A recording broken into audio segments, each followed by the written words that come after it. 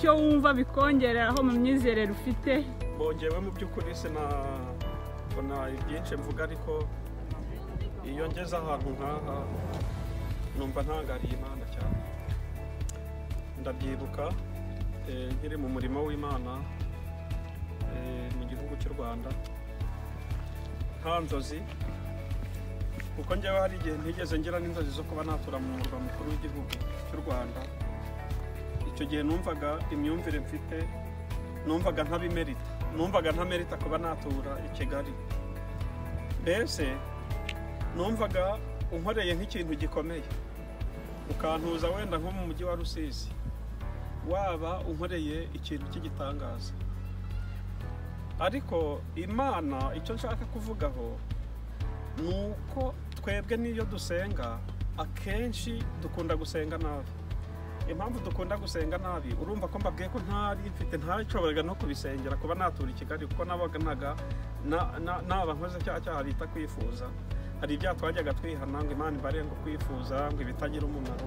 Mbese numvaga nanjye kuba natura nk'i Kigali nazihana kwifuza kutagira umumaro. Ariko Imana ibasha kukurenza imitekerereze yawe n'ibyo wibwira kubw'imigambi yayo, ikakuzana ikagukura mu Rwanda ikagutuza mu Bufaransa, mu mutima wa Europe, Strasbourg rwagati. Ubundi yarangiza kuko iba yarakuvuzeho yarakukambere byinshi, ikakubwira ngo nzakugeza kure, ikakuzamura ukabona uhingukiye n'ahantu nk'aha muri iki gihugu. Aha ni mu Bubiligi, mu mujyi wa Verviers, ahantu hari barage nini cyane ku kiyaga artificiel bita Girepe. Kuba rero Imana yankuye Strasbourg mu Bufaransa ikaza ikabingejeje n'aha kugira ngo ndebe imirimo n'ibitangaza Uwiteka akomeje gukora, ndumva muri makeya mfite ishimwe rikomeye mu mutima wanjye ryo kubona imirimo n'ibitangaza by'iby'Imana iba yaragiye ivuga ku muntu bigenda bisohora. Ubu rero twinjiye mu masezerano y'Imana. Evangelise Monde tuba twaje nk'aha rero kugira ngo dukomeze tuvuge kugira neza kw'Imana, dusure ibikorwa byaho, dusure uyu mujyi, tumenye uko ivugabutumwa ryaho rihagaze. Murakoze cyane. Ese nk'ibi ngibi wabwira iki ku bantu bategereje amasezerano yabo, bakaba bavuga ko Imana itabaho, ni amasezerano ntabwo ari ayayo?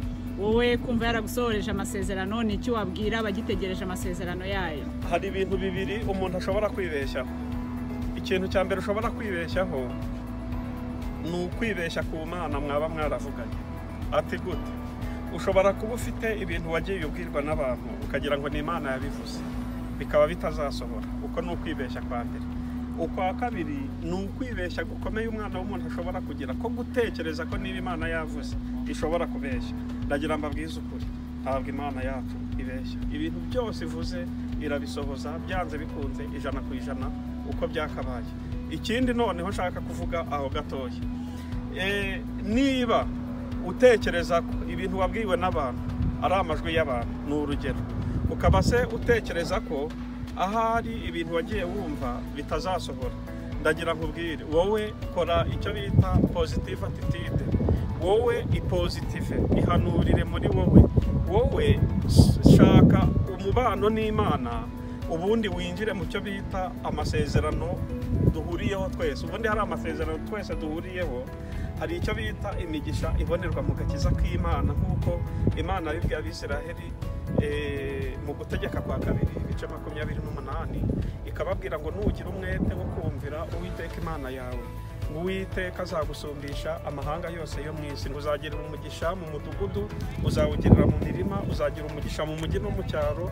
Ngo nzaha umugisha imbuto zo mu nda yawe n'iz'imyaka yo ku butaka bwawe n'iz'amatungo yawe.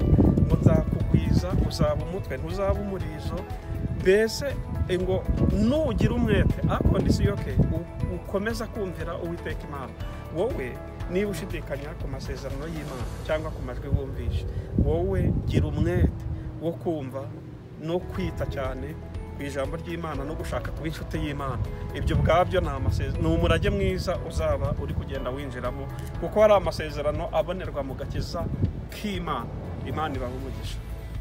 murakoze rero kwitabira ubutumire bwacu Murakoze. kandi mukomeze kuryoherwa n'ibyo Imana yabasezeranije mukomeje guhagararamo Murakoze. ari nako mutegereza n'ibindi bitarasohora Amen. bizasohora Amen. Murakoze cyane. Shalom shalom